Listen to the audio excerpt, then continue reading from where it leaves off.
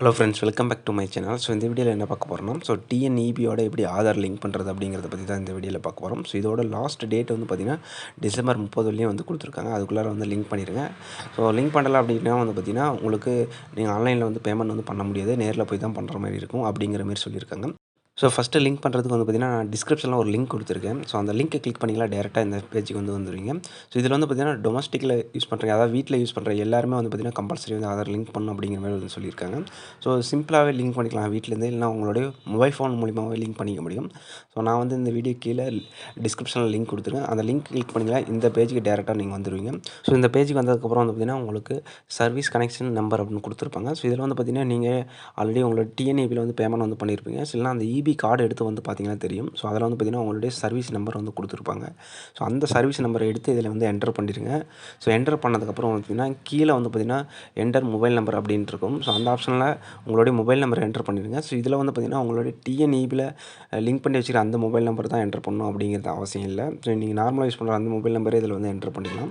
So mobile number enter பண்ணதுக்கப்புறம் பார்த்திங்கன்னா enter text showing image அப்படின்ட்டு இருக்கும். சைடில் வந்து பார்த்திங்கன்னா ஒரு லெட்டர்ஸ் வந்து கொடுத்துருப்பாங்க. ஸோ அந்த லெட்டர்ஸ் வந்து பார்த்திங்கன்னா அந்த பாக்ஸில் வந்து நீங்கள் பார்த்து அப்படியே வந்து டைப் பண்ணிடுங்க. ஸோ டைப் பண்ணிவிட்டு வந்து பார்த்திங்கன்னா கீழே என்டர் அப்படின்னு சொல்லிட்டு ஒரு ஆப்ஷன் இருக்கும். ஸோ அதை வந்து கிளிக் பண்ணிட்டீங்க அப்படின்னா வந்து பார்த்திங்கன்னா உங்களுடைய டீட்டெயில்ஸ் எல்லாமே வந்து அந்த சர்வீஸ் நம்பர், அதாவது டிஎன்இபியில் வந்து சர்வீஸ் நம்பர் எல்லா டீட்டெயில்ஸும் உங்களுக்கு வந்து ஷோ பண்ணுவாங்க. ஸோ அதை வந்து என்டருங்கிற ஆப்ஷன் வந்து கிளிக் பண்ணதுக்கப்புறம் ஸோ நெக்ஸ்ட் பேஜுக்குள்ளார போயிடும். அதில் வந்து பார்த்திங்கன்னா உங்களுடைய கனெக்ஷன் நம்பரு ப்ளஸ் வந்து பார்த்திங்கன்னா நேம் காட்டும். ஸோ அதுக்கு கீழே தான் வந்து பார்த்திங்கன்னா உங்களுக்கு 4 ஆப்ஷன் வந்து கொடுத்துருப்பாங்க. ஸோ இந்த சர்வீஸுக்கு நீங்கள் என்னவா இருக்கீங்க, அதாவது பார்த்திங்கன்னா அந்த இபி கனெக்ஷனுக்கு நீங்கள் யார் அப்படிங்கிறத வந்து சூஸ் பண்ணுற மாதிரி இருக்கும். அதில் வந்து பார்த்திங்கன்னா ஓனராக இருந்தால் ஓனர் ஆப்ஷன் சூஸ் பண்ணிங்க. டெனன்னா வந்து பார்த்திங்கன்னா வாடகை இருக்கீங்க அப்படின்னா அந்த இடத்துல அந்த ஆப்ஷன் வந்து சூஸ் பண்ணிங்க. ஸோ அதுக்கு கீழே வந்து பார்த்திங்கன்னா owner but service connection name not transfer அப்படிங்கிற ஆப்ஷன் சூஸ் பண்ணிங்க அப்படின்னா வந்து பார்த்திங்கன்னா நீங்கள் யாருக்காச்சும் இருந்து வீடை வந்து வாங்கியிருப்பீங்க. ஸோ அந்த இபி கனெக்ஷன் வந்து பார்த்திங்கன்னா பழைய ஓனர் பேர்லேயே தான் இருக்கும்.